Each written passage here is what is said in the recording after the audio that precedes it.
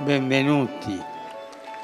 Sono lieto di accogliere i numerosi pellegrini dell'Opus Dei. Y vinimos a ver al Papa. De Chile. Santiago de Chile. Okay, we are from Nigeria. We came for an audience with the Holy Father. Somos salvadoreñas.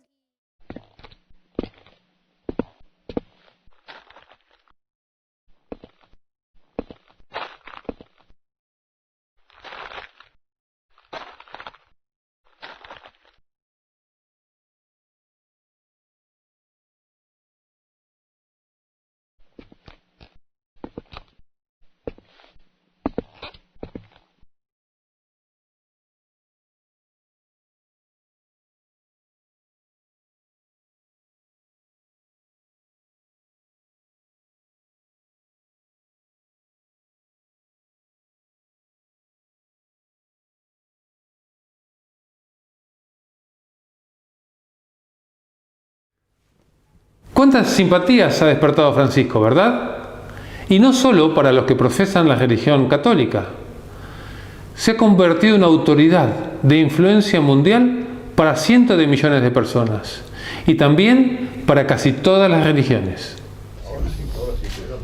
Ahora sí, por favor, monaguillo primero, bueno. Reyes, presidentes, políticos y religiosos en general no pierden oportunidad para mostrarse a su lado y conseguir su beneplácito. Obama le confesó al Papa ser un gran admirador. Beneplácito que les da poder. Poder que lúcidamente es distribuido por el Papa a diferentes personalidades del mundo entero. Rusos, norteamericanos, a los de izquierda, a los de derecha, a las posiciones intermedias, a los evangélicos o a los ortodoxos, a los budistas, por nombrar algunos. Gracias. De esta manera, sus consejos y opiniones se convierten en ley, por consenso casi absoluto. Pero esto no es lo que perciben las cientos de millones de personas que nos rodean.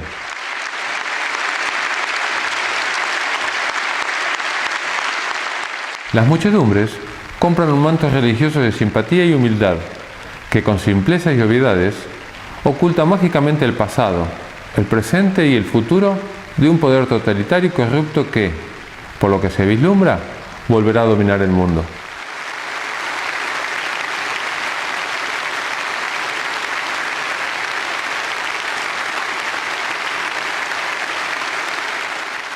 Decimos volverá porque en el pasado ya lo hizo.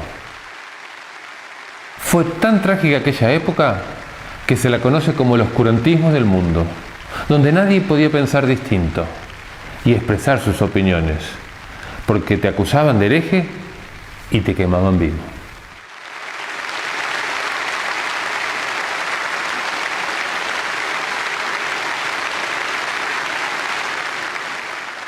Sí, esta práctica no la inventaron los grupos terroristas de la actualidad. En impresionante cantidad de ocasiones la impuso la Iglesia romana hacia sus críticos, entre otras muchas horribles prácticas homicidas.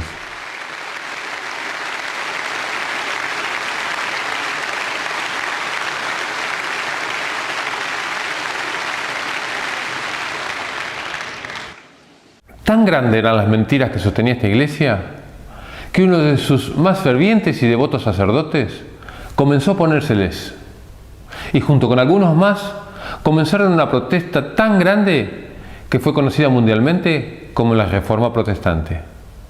El cura se llamaba Martín Lutero, quien pudo sobrevivir gracias a la ayuda y protección de algunos príncipes de aquella época, y el resultado fue el surgimiento de las iglesias protestantes, luteranas y evangélicas, que hasta la actualidad han mantenido una posición distante de aquella iglesia romana. Sin embargo, en el último tiempo, mucho se ha estado trabajando en pos del ecumenismo, que no es otra cosa que la unión de todas las religiones, no solo entre católicos y protestantes, sino entre cristianos y no cristianos, creyentes y no creyentes. Hoy veremos por qué esto, que en principio parece muy bueno, no lo es, y contiene el mayor engaño de la historia.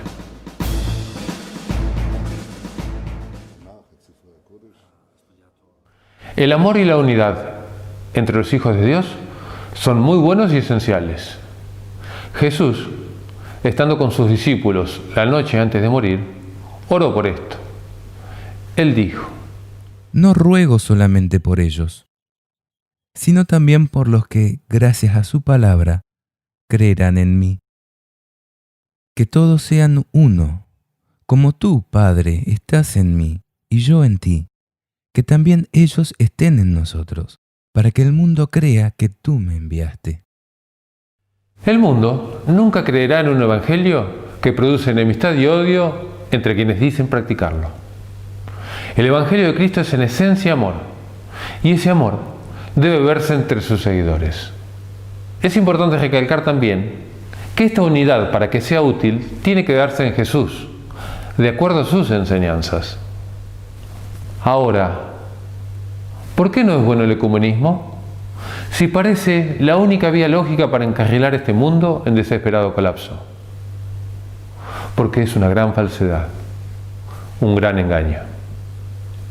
El ecumenismo, en realidad, es un movimiento político y religioso mundial que, aparentando cumplir con el mandato de Jesús que todos sean uno, y arrogándose un designio de paz, tendrá principios y fines completamente opuestos. El engaño será sublime, mundial y casi total, porque prometerá paz, amor y unidad en un momento en que el mundo se cae a pedazos. La Biblia describe este movimiento como el anticristo, porque sus dirigentes hablarán en su nombre, pero poco les importará a Cristo, sus enseñanzas y su ley de amor, sino el poder y el control mundial. Es más, se opondrán a Cristo. Sabrás que no es nuevo el uso de la religión para lograr el poder en este mundo. Por ejemplo, la mayoría de las guerras que se han desatado ha sido en nombre de Dios.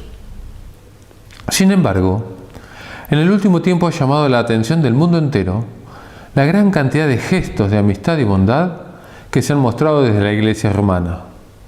Gestos con que están conquistando a multitudes. En una muy inusual maniobra, el Vaticano cambia su cabeza visible y comienza a ejecutar un plan muy estudiado y planificado, en pos de retomar el poder que ejercían en la Edad Media. ¿Qué sustento o pruebas tenemos para hacer tal afirmación? Muchas, pero te enumero 3 que nos parecen fundamentales y luego las analizamos. En primer lugar, porque la Iglesia romana ha cambiado, ha adulterado, ha torcido la ley de Dios. Sí, aquellos 10 mandamientos que Dios escribió con su propio dedo. Y no solo eso, sino que enseñan falsas doctrinas que promueven cultos paganos. En segundo lugar, porque el Papa y la Iglesia romana ocupan el lugar de Dios en la mente de las personas y se alían con poderes ocultos para gobernar el mundo. Y por último, porque la Biblia describe y condena claramente a esta iglesia engañadora, que a lo largo de la historia, en vez de promover la voluntad de Dios, ha procurado el poder. Y no solo ha alejado a las personas de Dios, sino también ha perseguido y asesinado cruelmente a millones de personas. ¿Te parece imposible algo de no creer? Pon mucha atención, porque a partir de ahora te demostraremos cómo todo esto es la cruda realidad.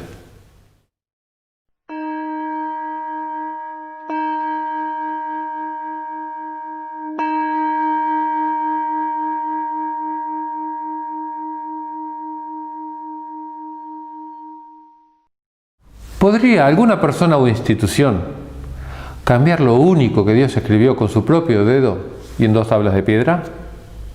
Por supuesto que no. Dios es eterno y no cambia con el transcurso del tiempo. Su ley tampoco. Si le preguntamos a Jesús, Él nos afirma categóricamente: No piensen que vine para abolir la ley o los profetas. Yo no he venido a abolir, sino a dar cumplimiento. Les aseguro que no desaparecerá ni una i ni una coma de la ley, antes que desaparezcan el cielo y la tierra, hasta que todo se realice. El que no cumple el más pequeño de estos mandamientos y enseña a otros a hacer lo mismo, será considerado el menor en el reino de los cielos. En cambio, el que los cumpla y enseñe, será considerado grande en el reino de los cielos. También el apóstol Santiago, hermanastro de Jesús, dijo que los 10 mandamientos será la ley con que Dios nos juzgará. En efecto, aunque uno cumpla toda la ley, si peca contra un solo precepto, quebranta toda la ley. Porque el que ha dicho no cometerás adulterio, dijo también no matarás. Por tanto, si evitas el adulterio, pero cometes un homicidio, te haces transgresor de la ley. Hablen y actúen como quienes deben ser juzgados por una ley que nos hace libres. Sin embargo, según la doctrina de la Iglesia romana, el Papa es de tan grande autoridad y poder que puede modificar, explicar o interpretar aún las leyes divinas. No ha habido en la historia de la humanidad una usurpación de poder tan grande, teniendo la osadía de desafiar a Dios mientras se pretende representarlo. La Iglesia romana fomenta el culto a las imágenes. Por ello, en el Catecismo, ha eliminado el segundo mandamiento, el cual ordena: no te harás ninguna escultura, ni ninguna imagen de lo que hay arriba en el cielo, o abajo en la tierra, o debajo de la tierra, en las aguas. No te postrarás ante ellas, ni les rendirás culto, porque yo soy el Señor, tu Dios. Las representaciones rebajan y falsifican nuestro concepto de Dios. Por eso dice la Biblia en Deuteronomio 4: cuando el Señor les habló desde el fuego, en el Horeb, ustedes no vieron ninguna figura. No vayan a pervertirse entonces, haciéndose ídolos de cualquier clase, que tengan figura de hombre o de mujer. ¿Haré una abominación? ¿Voy a adorar un tronco de árbol? También Isaías 44 nos dice que el culto de las imágenes es abominable a Dios. La idolatría no es una práctica errada e inofensiva producto de la ignorancia. Es un culto diabólico. Y no somos nosotros. Es el apóstol Pablo quien dice esto en 1 Corintios, capítulo 10, versículos 14 al 20. La idolatría tampoco es un culto obsoleto. Fue siempre practicado en forma atractiva y popular. Por eso, la Iglesia romana lo incorporó de lleno a sus ritos. Es más, el Apocalipsis revela que el culto de las imágenes será practicado hasta el fin del mundo, aún en medio de las plagas de los últimos días. Dice: y el resto de los hombres que no habían sido dañados por las plagas, no se arrepintieron de sus obras, ni dejaron de adorar a los demonios y a los ídolos de oro, de plata, de bronce, de piedra y de madera, que son incapaces de ver, de oír y de caminar.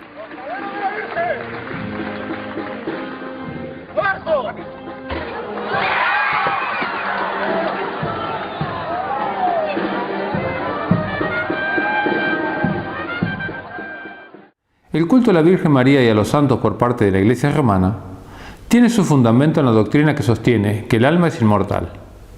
O sea, creer que cuando una persona muere, en realidad no muere, sino que su alma se va al cielo, al infierno o al purgatorio. Sin embargo, la Biblia, en Génesis 3, dice que esta fue la primera gran mentira con que el diablo nos engañó. Dios había dicho que la persona que peque, esa moriría. Y el diablo, disfrazado de serpiente, fue el primero en negar esto y afirmar que en realidad no moriríamos, sino que pasaríamos a un mejor estado. La serpiente era el más astuto de todos los animales del campo que el Señor Dios había hecho. Y le dijo a la mujer: ¿así que Dios les ordenó que no comieran de ningún árbol del jardín? Y la mujer les respondió: podemos comer los frutos de todos los árboles del jardín. Pero respecto del árbol que está en medio del jardín, Dios nos ha dicho: no coman de él ni lo toquen, porque de lo contrario quedarán sujetos a la muerte. Y la serpiente dijo a la mujer: no morirán. Dios sabe muy bien que cuando ustedes coman de este árbol, se les abrirán los ojos y serán como dioses, conocedores del bien y del mal. La inmortalidad del alma es una doctrina de origen totalmente pagano. Los egipcios creían en ella y por eso se destacaron por su culto a los muertos. Luego la fomentaron los filósofos griegos y a esto la siguieron los romanos. Por último, San Agustín trató de armonizar la filosofía griega con el cristianismo y el resultado fue la incorporación del paganismo dentro del cristianismo. A la doctrina de la inmortalidad del alma, otras religiones orientales, como los budistas, los hinduistas y el espiritismo moderno, agregan la creencia de la reencarnación como un modo de evolución o perfeccionamiento. Pero esta idea es totalmente ajena a la palabra de Dios. Dice la Biblia: El destino de los hombres es morir una sola vez, después de lo cual viene el juicio. Satanás y sus demonios son muy astutos enemigos. Rara vez se presentan tal cual son. Muchas veces toman disfraces bellos y atractivos. Uno de ellos es el de seres humanos que han muerto y supuestamente se hallan conscientes en un estado inmaterial. Y tal vez nos digan frases y cosas muy íntimas que solo ellos conocían.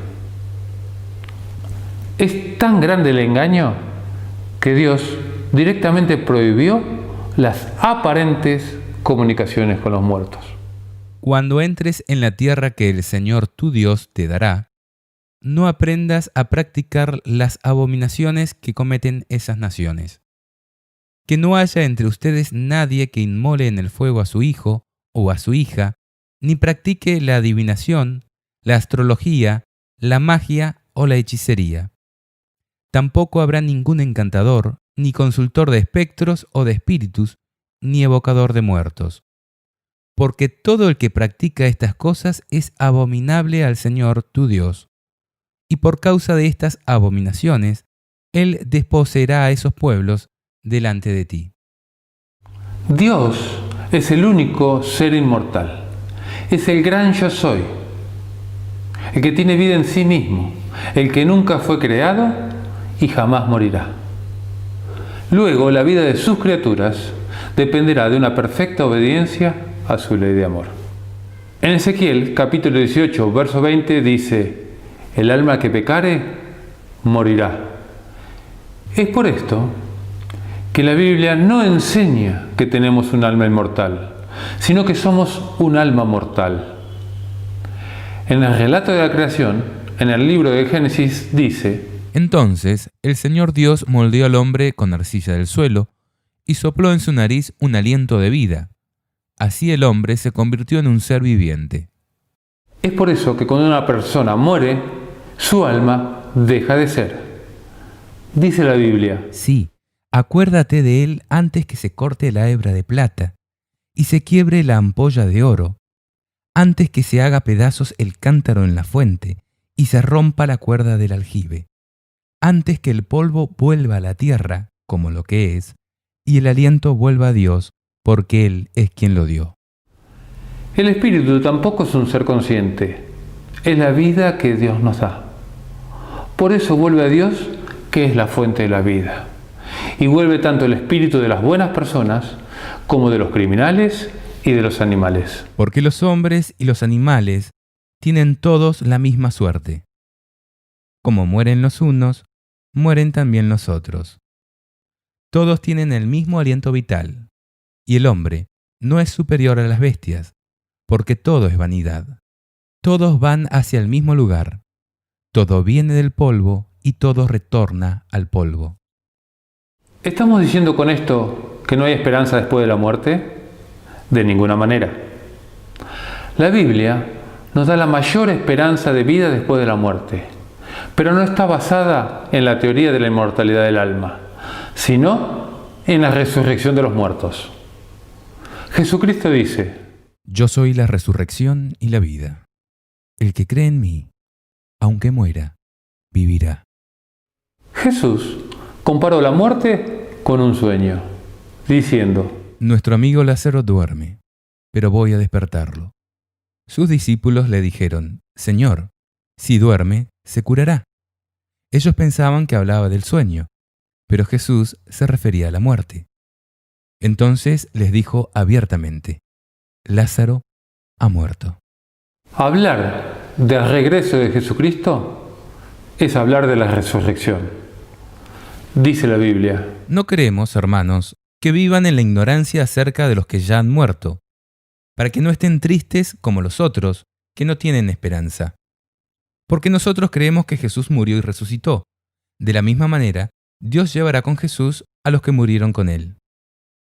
Queremos decirles algo, fundados en la palabra del Señor. Los que vivamos, los que quedemos cuando venga el Señor, no precederemos a los que hayan muerto, porque a la señal dada por la voz del arcángel y al toque de la trompeta de Dios, el mismo Señor descenderá del cielo. Entonces primero resucitarán los que murieron en Cristo. Después nosotros, los que aún vivamos, los que quedemos, seremos llevados con ellos al cielo, sobre las nubes, al encuentro con Cristo, y así permaneceremos con el Señor para siempre. Consuélense mutuamente con estos pensamientos. La palabra de Dios es clara. Toda la esperanza del cristiano descansa en la promesa de la resurrección de los justos, en el día final, cuando Cristo venga a buscar a sus escogidos. Pero hasta que los muertos no resuciten, el que está muerto, muerto está. Mientras uno está unido a todos los vivientes, siempre hay esperanza, porque más vale perro vivo que león muerto. Los vivos, en efecto, saben que morirán, pero los muertos no saben nada. Para ellos ya no hay retribución, porque su recuerdo cayó en el olvido. Se han esfumado sus amores, sus odios y sus rivalidades, y nunca más podrán compartir todo lo que se hace bajo el sol. Ve entonces, come tu pan con alegría, y bebe tranquilamente tu vino, porque a Dios ya le agradaron tus obras. Que tu ropa sea siempre blanca, y nunca falte el perfume en tu cabeza. Goza de la vida con la mujer que amas, mientras dure esta vana existencia que Dios te concede bajo el sol. Porque esta es tu parte en la vida y en el esfuerzo que realizas bajo el sol. Todo lo que esté al alcance de tu mano, realízalo con tus propias fuerzas, porque no hay obra, ni proyecto, ni ciencia, ni sabiduría en el abismo a donde tú irás. Además de eliminar el segundo mandamiento y fomentar el culto de las imágenes, la Iglesia romana cambió el cuarto mandamiento. Veamos. La Biblia registra que, al comienzo de nuestra existencia, el Creador apartó un día especial para nuestro descanso y comunión con Él. Así fueron terminados el cielo y la tierra, y todos los seres que hay en ellos. El séptimo día, Dios concluyó la obra que había hecho y cesó de hacer la obra que había emprendido. Dios bendijo el séptimo día y lo consagró, porque en él cesó de hacer la obra que había creado. Además del registro de la creación en el Génesis, la Biblia repite en un sinnúmero de ocasiones que el día de descanso es el sábado. Tal es la importancia que uno de los 10 mandamientos está destinado a preservar su vigencia a lo largo de todas las generaciones. Acuérdate del día sábado para santificarlo. Durante 6 días trabajarás y harás todas tus tareas, pero el séptimo día es descanso en honor del Señor tu Dios. En él no harán ningún trabajo, porque en 6 días el Señor hizo el cielo, la tierra, el mar y todo lo que hay en ellos. Pero el séptimo día descansó. Por eso el Señor bendijo el día sábado y lo declaró santo. Fue Dios el que hizo de la observancia del sábado una señal de lealtad entre Él y sus hijos. Cuando las personas apartan el sábado para santificarlo y se abstienen de realizar las tareas comunes de todos los días, reconocen a Dios como su Creador. No dejen nunca de observar mis sábados, porque el sábado es un signo puesto entre yo y ustedes a través de las generaciones, para que ustedes sepan que yo, el Señor, soy el que los santifico. Jesucristo y los apóstoles también santificaron el sábado. Sin embargo, la Iglesia romana enseña a sus fieles a adorar en domingo, el día en que los paganos adoran al sol. En inglés es Sunday o Día del Sol. El sábado es el séptimo día de la semana. Después de 6 días en los que el hombre participa en cierto modo del trabajo de la creación de Dios, el sábado es el día del descanso. El sábado, el séptimo día, es sustituido ahora por el primer día. Como día de la asamblea litúrgica, es el día del encuentro con Dios mediante Jesucristo, el cual en el primer día, el domingo, se encontró con los suyos como resucitado, después de que hallaran vacío el sepulcro. La estructura de la semana se ha invertido. Ya no se dirige hacia el séptimo día para participar en él del reposo de Dios. Inicia con el primer día como día del encuentro con el resucitado. Este cambio es un hecho extraordinario. Si se considera que el sábado, el séptimo día, como día del encuentro con Dios, está profundamente enraizado en el Antiguo Testamento. El Catecismo afirma que este cambio fue realizado en honor a la resurrección de Cristo. Sin embargo, ni Jesús ni los apóstoles ordenaron este cambio. Y afirman, si los protestantes siguieran la Biblia, ellos rendirían culto a Dios en el día sábado. Al guardar el domingo, ellos están siguiendo una ley de la Iglesia Católica. Sin embargo, la bendición de Dios es prometida a quienes descansan en su día santo. Si dejas de pisotear el sábado, de hacer tus negocios en mi día santo, si llamas al sábado delicioso y al día santo del Señor honorable, y si lo honras absteniéndote de traficar, de entregarte a tus negocios y de hablar ociosamente, entonces te deleitarás en el Señor, y yo te haré cabalgar sobre las alturas del país, y te alimentaré con la herencia de tu padre Jacob, porque ha hablado la boca del Señor.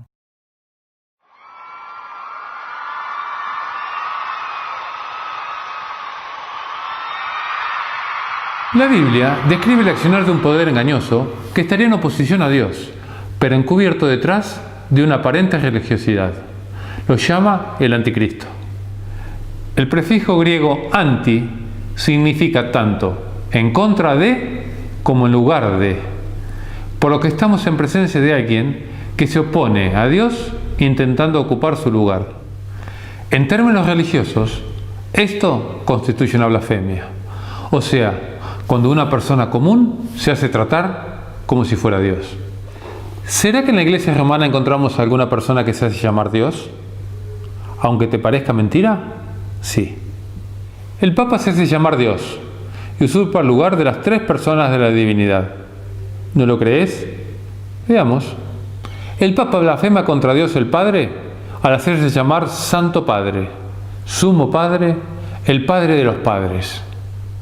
Jesús dijo: A nadie en el mundo llamen Padre, porque no tienen sino uno, el Padre Celestial.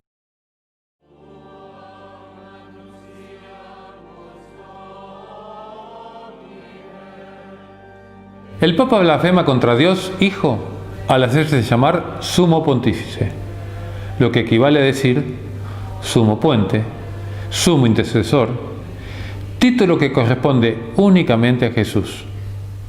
Dice la Biblia en 1 de Timoteo, capítulo 2, versículo 5. Hay un solo Dios y un solo mediador entre Dios y los hombres, Jesucristo, hombre también, que se entregó a sí mismo para rescatar a todos.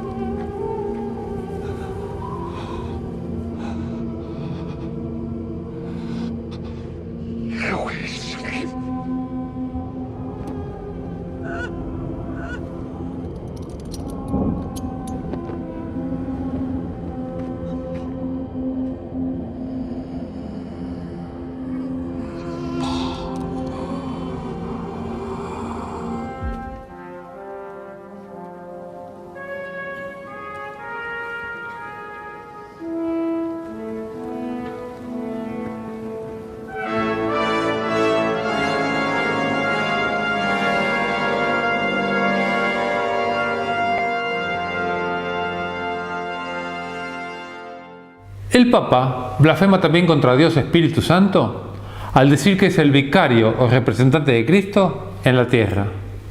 Jesús dijo: El Espíritu Santo, que el Padre enviará en mi nombre, les enseñará todo y les recordará lo que les he dicho.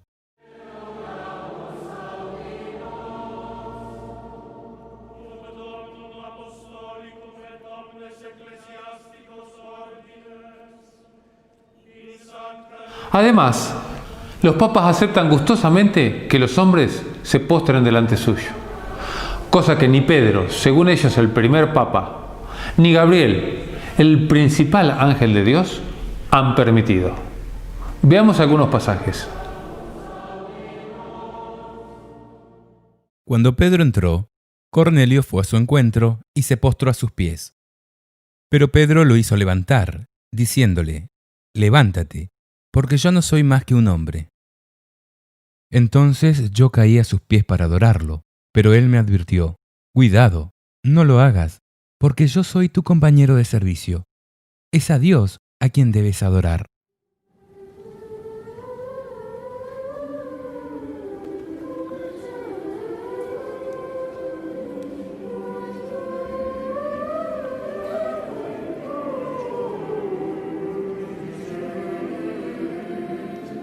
También dicen tener poder para perdonar pecados y otorgar indulgencias. Y esto también es una blasfemia, porque perdonar es divino. ¿Quién es este que blasfema? ¿Quién puede perdonar pecados sino solo Dios? Aunque es nuestro deber disculpar las ofensas de nuestros hermanos y aún de nuestros enemigos, y es deber de la Iglesia llamar al arrepentimiento, la facultad de dar el perdón final es únicamente de Dios.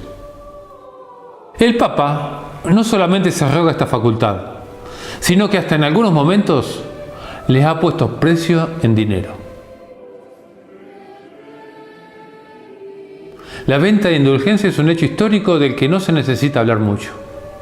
San Pedro les diría a los que participan en esta compraventa: Maldito sea tu dinero y tú mismo, porque has creído que el don de Dios se compra con dinero.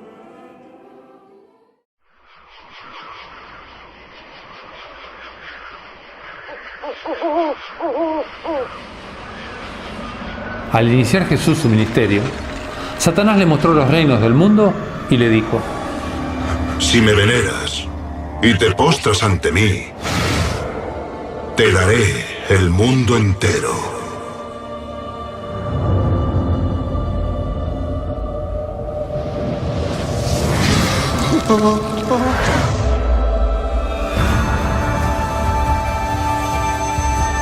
¡Crucificadle!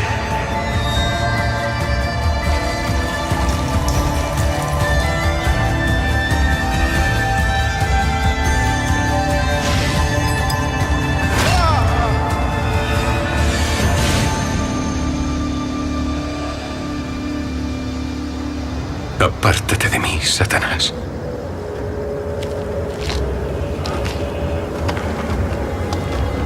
Yo venero al Señor, mi Dios, y solo le sirvo a Él.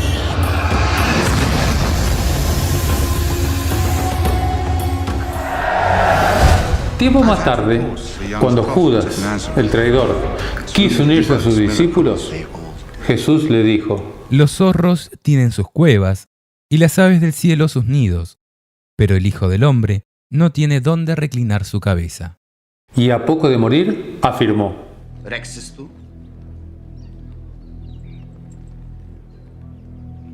Regnum meum non est hoc mundo. Si esset, putas ministri mei isto sic tradere mei, si ficent. Y oró por sus discípulos diciendo: Yo les comuniqué tu palabra y el mundo los odió, porque ellos no son del mundo, como tampoco yo soy del mundo. No te pido que los saques del mundo, sino que los preserves del maligno. Ellos no son del mundo, como tampoco yo soy del mundo. Y si el reino de Dios no es de este mundo, el reino de la Iglesia romana tampoco es de Dios. Porque el obispo de Roma, aquel que pretende ser el vicario de Jesucristo, aceptó la propuesta que Jesús había rechazado.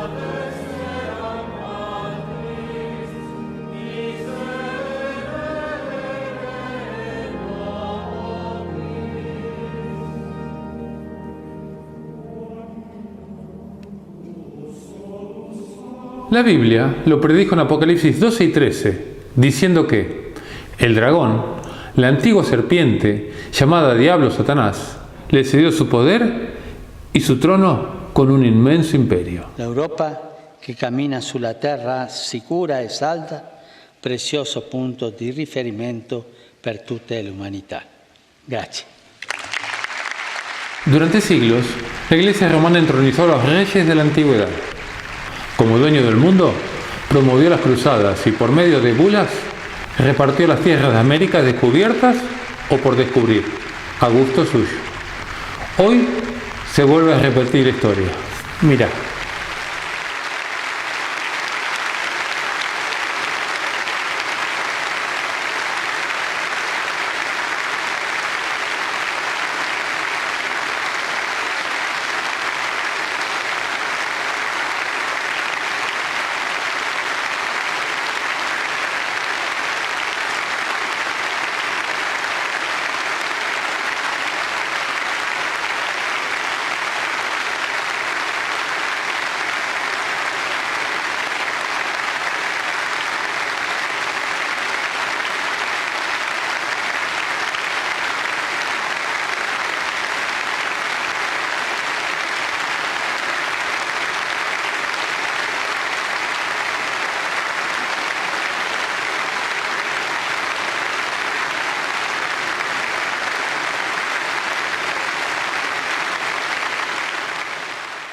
Reyes, presidentes, políticos y religiosos en general no pierden oportunidad para mostrarse a su lado y conseguir su beneplácito, porque esto les da poder. Este poder es repartido discrecionalmente por el Papa, a quienes, a su vez, también se postran ante su autoridad.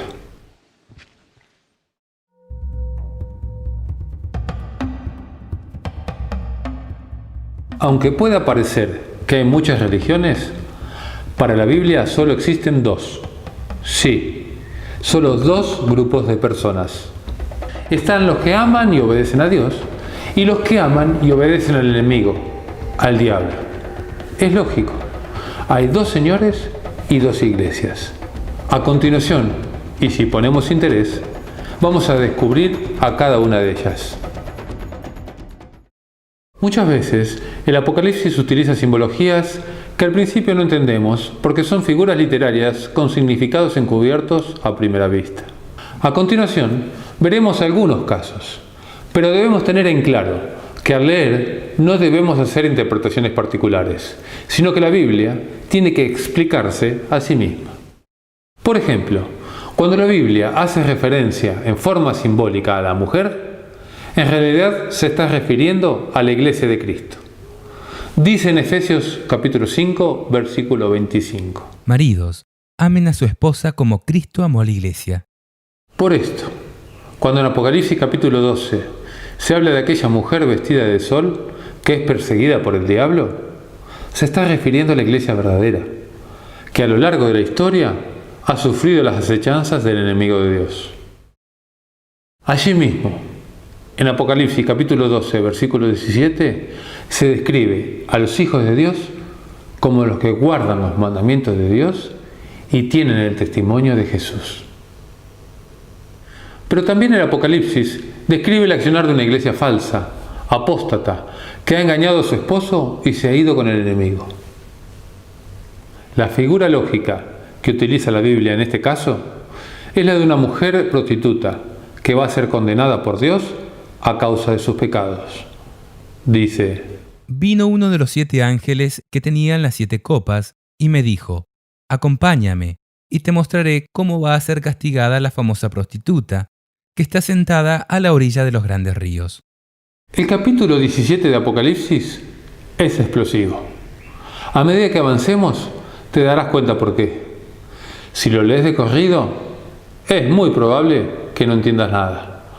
Pero si te detienes y buscas el significado de cada símbolo, descubrirás el mayor engaño de la historia. Imagínate que tenemos que resolver un enigma o un caso policial. Disponemos de cierta información y debemos interpretar el significado correcto. Y ojo, porque hay un solo significado, el que nos da la propia Biblia. Vamos al texto y veremos cuál es la iglesia que sirve al enemigo de Dios. Apocalipsis capítulo 17. El versículo 1 dice que esta mujer prostituta o iglesia falsa está sentada a la orilla de los grandes ríos. Y la misma Biblia se ocupa de aclarar qué son los grandes ríos. En el mismo capítulo 17, versículo 15, dice: Los ríos, continuó diciéndome el ángel, a cuya orilla está sentada la prostituta, son los pueblos, las multitudes, las naciones y las diversas lenguas. Por consiguiente, tendríamos que pensar en una iglesia prostituida que ha dejado a su esposo, o sea Dios, y que su influencia se expande sobre pueblos, muchedumbres, naciones y lenguas. La iglesia romana cumple esta característica.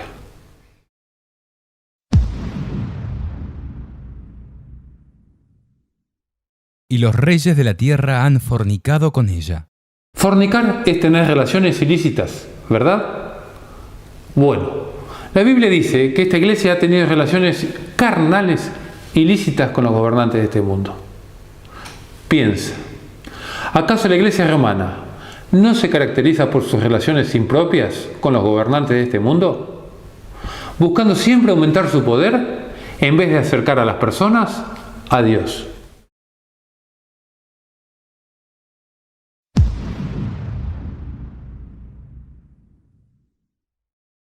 Y los habitantes del mundo se han embriagado con el vino de su prostitución. Aquí la Biblia nos presenta a nosotros, los habitantes de este planeta, adormecidos, atontados a causa de sus engaños, sin poder tomar conciencia de la realidad de las cosas. Pensemos, por ejemplo, en la multitud de casos de abuso de menores que aún la ONU ha pedido explicaciones y que ellos mismos no pueden dejar de reconocer. Y veremos cuán embriagados nos tiene esta iglesia apóstata. Pensemos de cuántas estafas es culpable el ex Banco Vaticano, actual Instituto de Obras Religiosas, y sin embargo son ellos los que nos dicen que es necesario un nuevo sistema económico mundial basado en la ética. Recordemos la gran cantidad de guerras y matanzas, asesinatos y torturas que han realizado en las cruzadas o con la denominada Santa Inquisición, por ejemplo. O aquellos papas como Pacelli, Pío XII, que se alió con Franco y Hitler para realizar el exterminio judío. Y luego nos hablan de respeto y tolerancia al prójimo. Ni que hablar de la curia romana y sus pervertidas fiestas sexuales. Sin embargo, el mundo no pide cuentas de ello y continúa embriagado con el vino de su fornicación. Al borde de un santo escándalo, Paolo Gabriele es el mayordomo del Papa Benedicto XVI. Fue detenido este viernes por la Gendarmería Vaticana bajo la presunción de ser la garganta profunda que ha filtrado documentos secretos del Vaticano. Palabras textuales de Benedicto XVI. No abandono la Iglesia, sino que continuaré sirviéndola con la misma dedicación, pero de una forma más adecuada a mis fuerzas. El Papa se dirigió en estos términos a más de 100.000 personas que llenaron la plaza de San Pedro para escuchar el rezo del último Ángelus de Ratzinger como sumo pontífice. En la ciudad del Vaticano se ha extremado la seguridad por la multitudinaria asistencia de peregrinos procedentes de todo el mundo. Ya unas semanas del cónclave, que elegirá al nuevo Papa, algunos colectivos de la Iglesia Católica presentaron una petición contra la participación de un cardenal estadounidense. El rechazo se debe a que el sacerdote fue acusado de haber encubierto casos de abuso sexual de menores, mientras el Vaticano señala a algunos los medios de comunicación de difundir datos falsos. Estas declaraciones del pontífice vienen 2 meses después de que un panel de la ONU criticó severamente al Vaticano por cómo ha venido manejando las investigaciones de abusos y acusó a la Iglesia de proteger a los culpables. Pero me siento interpelado a hacerme cargo de todo el mal que algunos sacerdotes, bastantes, hacerme cargo y a pedir perdón del daño que han hecho por los abusos sexuales de los niños. La Iglesia es consciente de este daño. Hola Daniel, el pontificado de Benedicto XVI estuvo marcado por varios escándalos que dañaron la imagen de la Iglesia. ¿Esta decisión pertenece al propio pontífice o algo o alguien lo habría impulsado? Un elemento clave a tener en cuenta relacionado con la decisión del Papa de hoy es la lucha a muerte dentro de la Iglesia entre las fuerzas de la masonería y de la fe católica. Son cosas que no vamos a oír o escuchar mucho en los medios de comunicación de masa, pero desde luego es una cosa que va desde ya hace muchísimo tiempo atrás. Explico. El mundo está a punto de cambiarse para siempre. Lo que estamos viendo en directo, la destrucción global de la economía mundial, no es un accidente ni tampoco un error de cálculo cometido a consecuencia de los chanchullos de los políticos.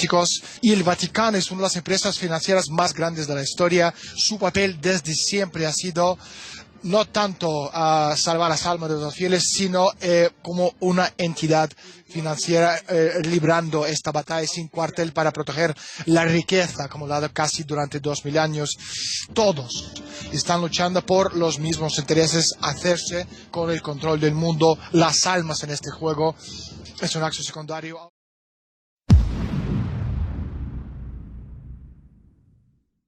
Estaba sentada sobre una bestia escarlata, que tenía 7 cabezas y 10 cuernos.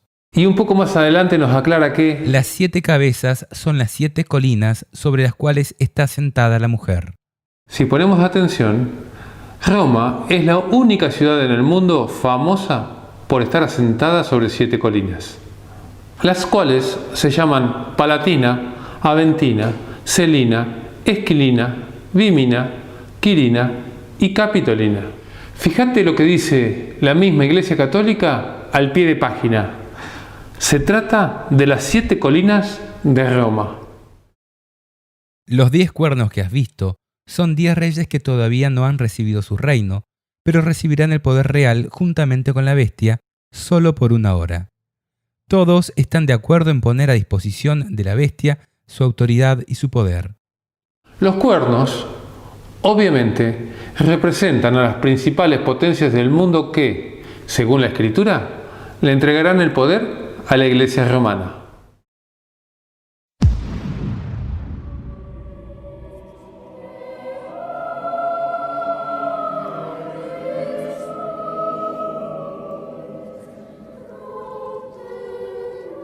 La palabra de Dios nos describe exactamente cómo se viste y se adorna esta iglesia falsa.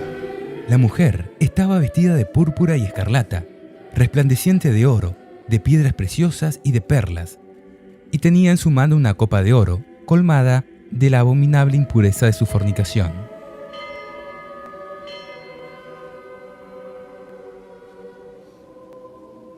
¿En qué iglesia sus máximos representantes se visten de color púrpura y rojo escarlata? ¿Qué iglesia se caracteriza por poseer mucho oro? ¿Cuál es la única iglesia que utiliza la copa o cáliz de oro en sus cultos? Creo que ya tenemos casi resuelto el caso, ¿no? Además de la inmensa cantidad de oro que posee, el Vaticano es dueño de las mayores empresas del mundo a través de una sociedad secreta llamada Opus Dei. En contraste con esto, recordemos las palabras de Jesús cuando dijo: Los zorros tienen sus cuevas y las aves del cielo sus nidos, pero el Hijo del Hombre no tiene dónde reclinar su cabeza.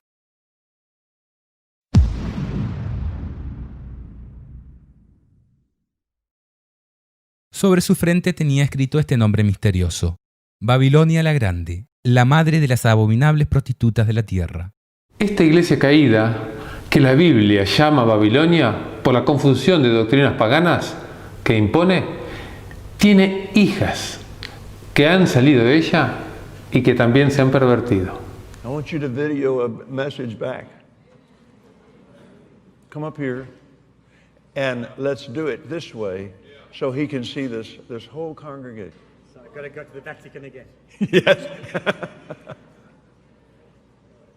I'm ready, sir. My dear sir.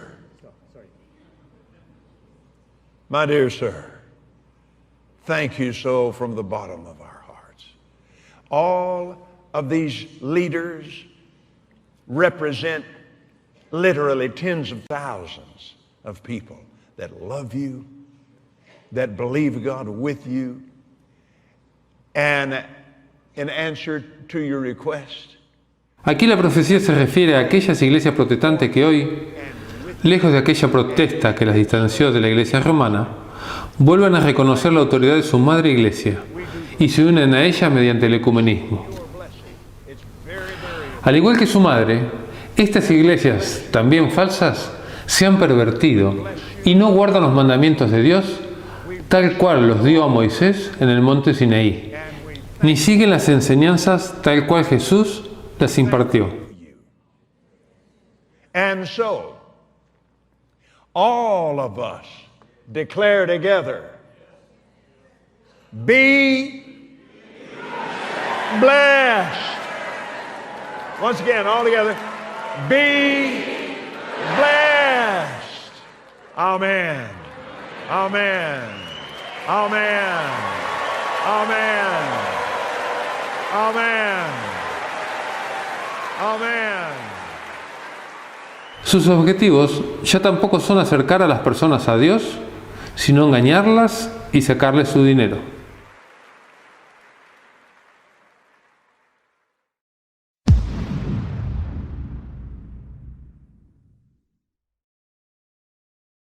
Y vi que la mujer se emborrachaba con la sangre de los santos y de los testigos de Jesús. Y al verla, quedé profundamente asombrado. De la relación nefasta entre el poder político y religioso, no pudo nacer otra cosa que opresión y persecuciones. Si lees un poco de historia, verás cómo esta misma iglesia romana cometió los crímenes más horrendos que podrías imaginarte, bautizando sus asesinatos de nombres tales como Santa Inquisición o Cruzadas Evangélicas. Y todo lo hacían en nombre de Dios. A causa de ello, multitudes de personas reniegan de todo tipo de creencias religiosas.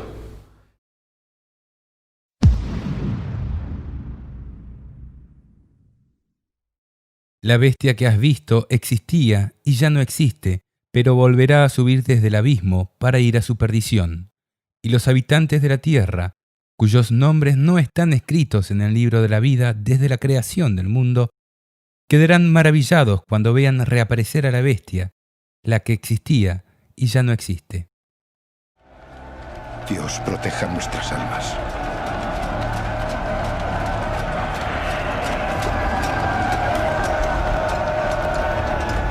La bestia era, durante el absolutismo político y religioso que imperó durante la Edad Media.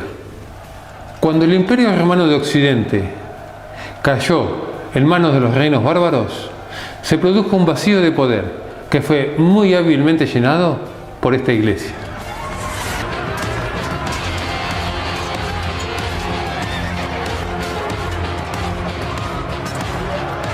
¡No queméis las iglesias! ¡Dejad las iglesias! Desde entonces, el papado ejerció su soberanía indiscutida.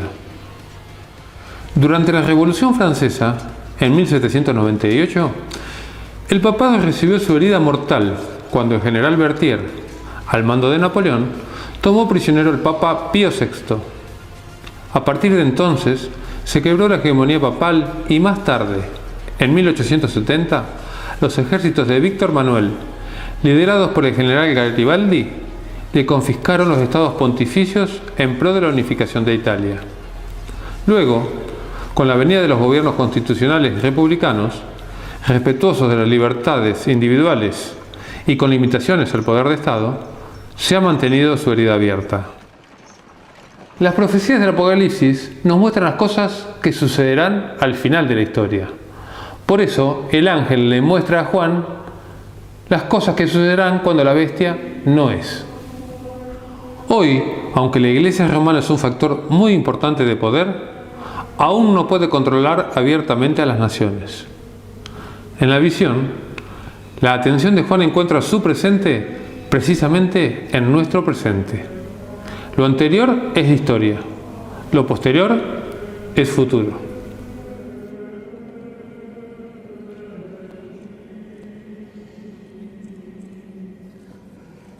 Aunque el proceso de sanación progresa día a día, la bestia todavía está en cama. Pero la profecía anticipa que la bestia volverá a ser.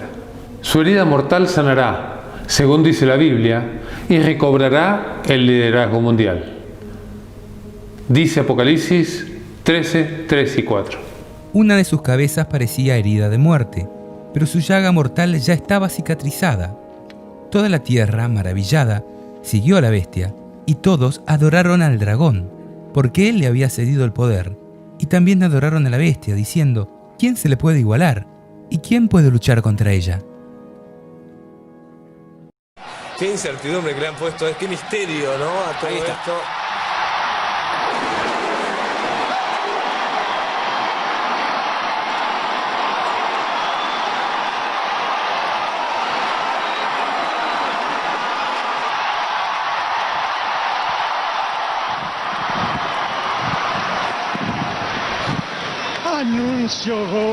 Annuncio vobis, habemus papam.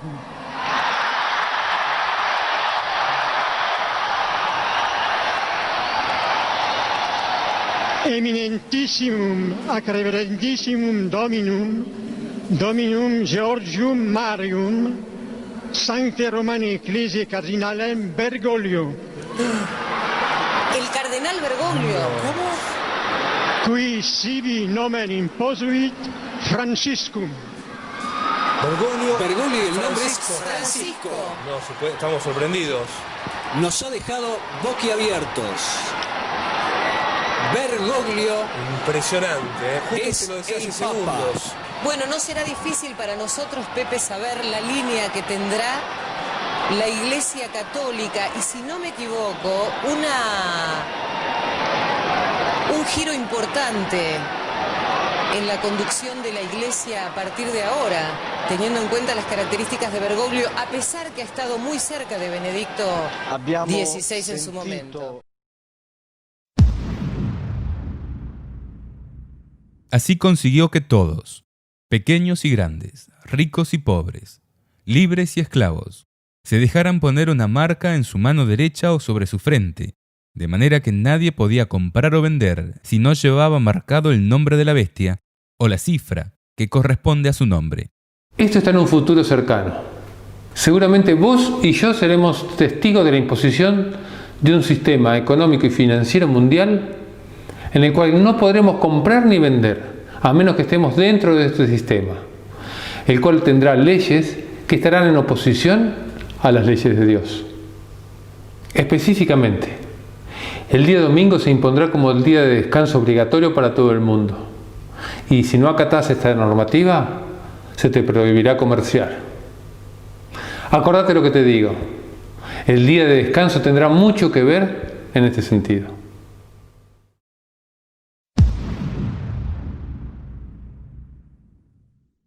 Para esto se precisa sutileza. El que tenga inteligencia calcule la cifra de la bestia, porque es una cifra humana, 666. El Papa ostenta una serie de títulos en latín, idioma madre de la Iglesia Católica Romana. Dos de estos son Vicarius Filii Dei, que traducido es representante del Hijo de Dios, lo cual vimos que es una blasfemia, pues el representante de Jesucristo es el Espíritu Santo. Dux Cleri, que traducido es jefe del clero. Como hemos estudiado en la escuela, en el sistema de numeración romano, los números son representados por letras. Así la I representa el 1, la B el 5, la X el 10, la L el 50, la C el 100 y la D el 500. Es increíble. Si sumamos los valores de las letras que componen los títulos que se atribuye al Papa, obtendremos exactamente 666. Veamos. Además, si queremos verificar el sistema de numeración romano, comprobaremos que si sumamos sus símbolos básicos, sin los modernos agregados, también obtenemos 666.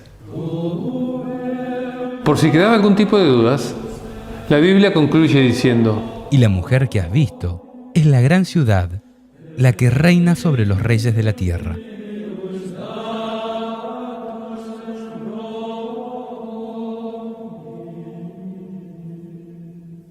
Creo que el caso está resuelto, ¿verdad? Pero para ayudar a tu memoria, y si te queda alguna duda, vamos a repasar todas las pruebas que hemos ido recogiendo. De acuerdo con Apocalipsis 17, la iglesia que sirve al diablo tiene las siguientes 10 características. 1.